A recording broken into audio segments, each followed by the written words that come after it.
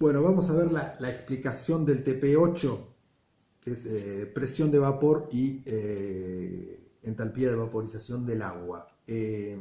Vamos a hacer una clase de explicación sobre esto, pero como algunos quizás no puedan asistir, no puedan conectarse para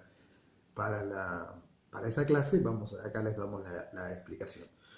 Bien, ¿qué es la presión de vapor de un líquido? La presión de vapor de un líquido es la presión que ejerce el vapor cuando se encuentra en equilibrio dinámico con el líquido. Cuando tenemos líquido y vapor, las dos fases en contacto en equilibrio. Como tenemos aquí esquematizado en un recipiente cerrado, tenemos líquido y vapor. Entonces tenemos dos fenómenos, la evaporación, que es el pasaje de moléculas de la fase líquido a la fase de vapor, representado por esas flechas rojas, y la condensación, que es el proceso inverso, el pasaje de moléculas de la fase de vapor a la fase líquida, representada por las flechas azules. Cuando los dos procesos ocurren a la misma velocidad, se alcanza la situación estable, la situación de equilibrio. Bueno, cuando se alcanza el equilibrio entre las dos fases, esa presión que ejerce el vapor es la que llamamos precisamente la presión de vapor del líquido a esa temperatura. Entonces, para hablar de presión de vapor tenemos que tener líquido y vapor en equilibrio. Si tenemos solo vapor, no, tenemos que tener líquido y vapor en equilibrio. La presión de vapor de un líquido, de una sustancia pura, solo depende de la temperatura. No depende del volumen de la fase líquida, que puede ser muy grande o puede ser simplemente una gota de líquido. No depende del volumen de la fase de vapor, no depende del área superficial, o sea, del área de contacto entre las dos superficies, ni tampoco depende de la presión total. ¿Qué quiero decir con la presión total? Acá en la fase de vapor podría haber, además del vapor, otros gases que van a afectar a la presión total, pero no a la presión de vapor. La presión de vapor solo depende de la temperatura. Acá tenemos un diagrama de fases genérico para una sustancia cualquiera. El diagrama de fases es un gráfico de presión versus temperatura que consta de tres líneas que dividen al diagrama en tres regiones. Cada región representa la estabilidad de una fase, ¿sí? Esta es la región de sólido, esta es la región de líquido, esta es la región del vapor. O sea, cuando tenemos una combinación de valores de presión y temperatura que caen dentro de esta región, por ejemplo, en ese punto, a esa presión y temperatura, la fase estable es la sólida. A esta otra presión y temperatura, la fase estable es el vapor. A esta presión y temperatura, la fase estable es la líquida. Tenemos líneas de equilibrio, ¿sí? Líneas que dividen las regiones, que son líneas de equilibrio entre dos fases. Esta es la línea de equilibrio sólido-vapor, esta es la línea de equilibrio sólido-líquido, esta es la línea de equilibrio líquido-vapor. Sobre la línea tenemos la coexistencia de dos fases, ¿sí? Por ejemplo, si la combinación de valores presión-temperatura cae en este punto, quiere decir que a esa presión y temperatura están en equilibrio sólido y líquido. A esta otra valor de presión y temperatura están en el equilibrio líquido-vapor, ¿sí? Cuando la combinación de valores de presión y temperatura cae justo sobre la línea, tenemos la coexistencia de dos fases. Y hay un punto, un único punto en el cual tenemos la coexistencia de las tres fases, que es el punto triple. A esa presión y temperatura coexisten las tres fases, sólido, líquido y vapor en equilibrio. El punto de fusión es la temperatura a la cual sólido y líquido coexisten en equilibrio. Bueno, ¿cuál es esa temperatura? Y bueno, depende de la presión. A lo largo de esta línea de equilibrio sólido y líquido tenemos infinitos puntos de equilibrio. Entonces, decir temperatura de fusión así a secas queda algo incompleto. Hay que especificar a qué presión estamos hablando. La presión que se toma como referencia es la presión atmosférica normal de una atmósfera. Entonces, a esa presión, la temperatura de equilibrio sólido-líquido es la que llamamos punto de fusión normal. Se escribe punto de fusión y con este cero como supraíndice, que significa que es a la presión de la atmósfera. Y lo mismo con el punto de fusión, que es la temperatura a la cual líquido y vapor se encuentran en el equilibrio, ¿sí? A la presión de una atmósfera, ese es el punto de ebullición normal de la sustancia, la temperatura en la cual líquido y vapor se encuentran en equilibrio a la presión de una atmósfera. A otras presiones tendremos otros puntos de ebullición mayores o menores. Particularmente en este trabajo práctico, la línea de equilibrio que nos interesa es esta, la línea de equilibrio líquido-vapor, que está representado con esa curva roja. No es una recta, es más bien de una forma como una exponencial creciente. Y tiene origen y fin. La curva de equilibrio líquido-vapor nace en el punto triple, muere en el punto crítico. El punto crítico es un punto que tiene su temperatura crítica y su presión crítica. La temperatura crítica es la mayor temperatura a la cual puede existir el equilibrio líquido-vapor. Por encima de la temperatura crítica no es posible tener dos fases, tenemos una única fase que es gaseosa. No es posible licuar ese vapor, va a ser un gas a cualquier presión a la que se encuentre. Entonces la línea de equilibrio completa nace en el punto triple y muere en el punto crítico. Nosotros esa es la curva que vamos a intentar determinar en este trabajo práctico, aunque no vamos a poder hacer la curva completa, no vamos a llegar a la temperatura crítica, vamos a determinar un trocito de esta curva. Bien, la ecuación de Clausius-Clapeyron es esta que tenemos acá escrita. Esto se lee derivada de la presión respecto de la temperatura y es igual al delta H molar de vaporización dividido la temperatura y el delta de volumen molar. En este caso, como dijimos, estamos tratando con el equilibrio líquido-vapor. El delta H vaporización, delta H para la transición líquido-vapor, siempre es positivo. Siempre hay que entregar calor a un líquido para que se vaporice. Y el delta de volumen, el cambio de volumen asociado con la vaporización, por el pasaje de líquido a vapor, también siempre es positivo. Siempre el volumen del vapor es mayor que el volumen del líquido. Por lo cual, dado que esta cantidad es positiva, esta también es positiva y la temperatura absoluta siempre es positiva, podemos decir que la derivada de la presión respecto de la temperatura siempre va a ser mayor que cero para cualquier líquido. Con lo cual, estamos diciendo que esta curva siempre va a ser creciente, siempre va a tener una pendiente positiva, o sea, al aumentar la temperatura siempre aumenta la presión de vapor. Eso sucede siempre para cualquier líquido. Bueno, la ecuación de Clausius-Clapeyron entonces no nos da la presión en función de la temperatura, sino que nos da la derivada de la presión en función de la temperatura. Nosotros lo que queremos es la presión en función de la temperatura, para lo cual tenemos que integrar esta ecuación. Y para poder integrarla necesitamos hacer algunas aproximaciones. Acá tenemos.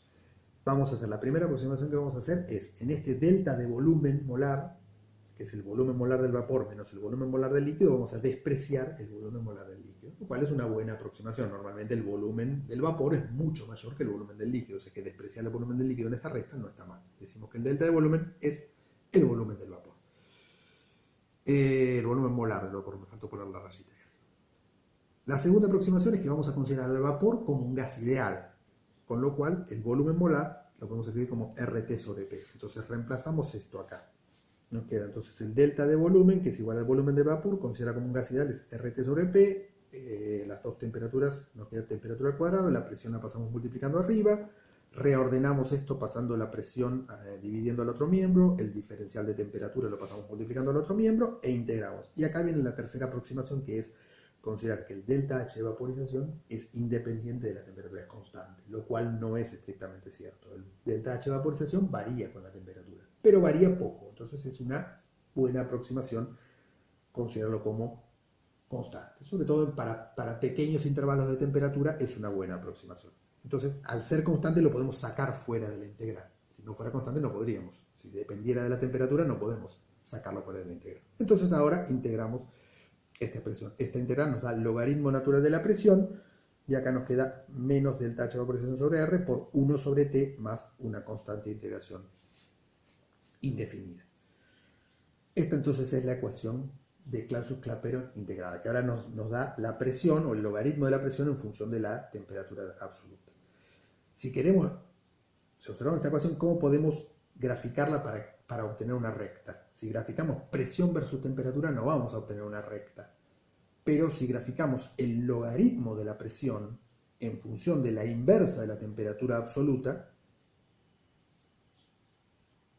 ahí vemos entonces la variable independiente sería la inversa de la temperatura absoluta, o sea la X, y la variable dependiente, o sea la Y, sería el logaritmo natural de la presión, y esto tiene el formato de una ecuación de la recta. Quiere decir que si graficamos el logaritmo de la presión en función de la inversa de la temperatura absoluta, debemos obtener una recta de pendiente negativa, cuya pendiente es justamente menos el delta H de vaporización sobre R. O sea, de la pendiente de esa recta podemos calcular el delta H de vaporización. Entonces, eso es lo que queremos hacer en este trabajo práctico. Determinar presión de vapor a distintas temperaturas para el agua, con lo cual vamos a construir primero esta curva de equilibrio líquido-vapor, que no es una recta, y después con esos valores de presión y temperatura, transformándolo, bueno, la presión calculando el logaritmo de la presión y la temperatura haciendo la inversa de la temperatura, vamos a hacer este gráfico del cual vamos a obtener el delta H de vaporización. Eso es lo que vamos a hacer en el trabajo práctico. Bueno, en el aula virtual tienen un video de cómo se hizo esta experiencia y tienen los datos que tienen que recoger y trabajar con ellos, ¿sí? Entonces lean todo lo que es la explicación que hay en el aula virtual, vean el video cómo se hizo y luego, bueno, vamos a trabajar con los datos. Pero brevemente les explico. Esto consiste en un tubo invertido que tiene aire dentro del tubo sumergido en un baño térmico en el cual vamos variando la temperatura. Tenemos un termómetro que nos permite determinar la temperatura de este baño y entonces en este tubo tenemos aire y como ese aire está en contacto con el agua, en esta fase gaseosa también hay vapor de agua. A medida que varía la temperatura, ese volumen de esa fase gaseosa va a ir variando, aumentando o disminuyendo para ajustarse a la presión atmosférica. Todo esto está abierto a la atmósfera, o sea que acá está actuando la presión atmosférica. Entonces, el volumen de esa fase gaseosa, al ir variando la temperatura, va a aumentar o disminuir para ajustarse a la presión atmosférica. Entonces vamos a tener que la presión atmosférica va a ser igual a la presión del aire dentro del tubo más la presión de vapor de agua. O sea, la presión interna igual a la presión externa. ¿Qué es lo que nos interesa a nosotros? ¿La presión del aire? No, nos interesa la presión de vapor de agua. Nosotros queremos determinar la presión de vapor de agua a distintas temperaturas. Para lo cual deberíamos saber cuánto es la presión del aire para poder restarla. Para saber cuánto es la presión del aire necesitaríamos saber cuántos moles de aire tenemos atrapados dentro del tubo. Para eso lo que hacemos es enfriar, agregando hielo, enfriar hasta temperaturas bajas, cercanas a entre 0 y 5 grados más o menos, porque a esas temperaturas tan bajas podemos decir que la presión de vapor de agua es despreciable, tiende a 0.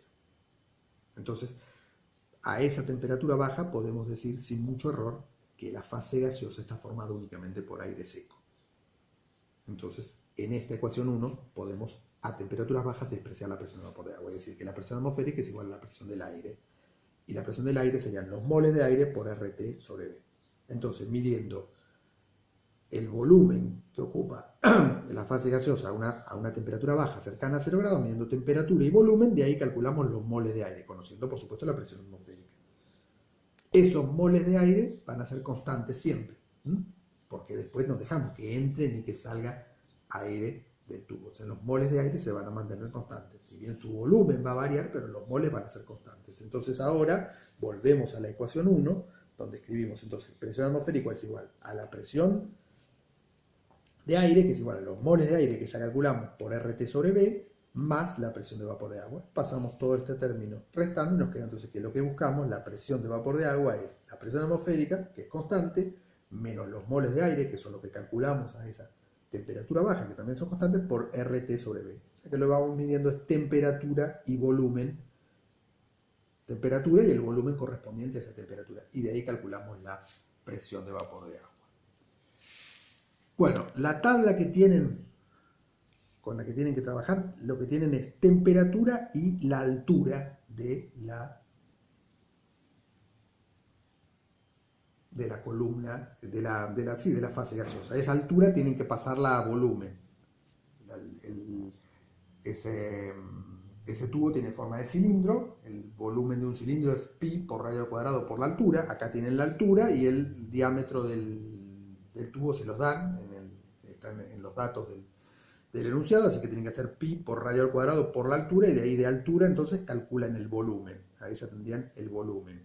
La temperatura que la tienen en centígrados la tienen que pasar a Kelvin, y entonces teniendo temperatura, volumen y la presión atmosférica, calculan la presión de vapor. Entonces ya tienen temperatura y presión, ya tienen para armar la primera curva, la curva de presión de vapor. Y luego, con esta columna de temperatura pasan a calcular las inversas de temperatura, y con la columna de presión de vapor calculan los logaritmos de presión de vapor. Y ahora tienen estas últimas dos columnas, son las que tienen que graficar para obtener esta recta, de la cual van a calcular el delta H de vaporización. Estos son los dos gráficos que tienen que presentar en el informe. El de presión de vapor versus temperatura, que no es una recta, que es una curva como una exponencial creciente, y el gráfico del logaritmo natural de la presión versus la inversa de la temperatura. Este gráfico, en realidad ustedes lo que van a tener no es una recta, van a tener un conjunto de puntos que van a estar bastante bien alineados, quizás no perfectamente alineados. Bueno, si no están perfectamente alineados, lo que hacemos es trazar la recta que mejor los aproxima, ¿sí? De modo que más o menos la mitad de los puntos queden por arriba de la recta y la otra mitad queden por abajo. La recta que mejor aproxima esos puntos. Y luego de la pendiente de esa recta calculamos el delta H vaporización.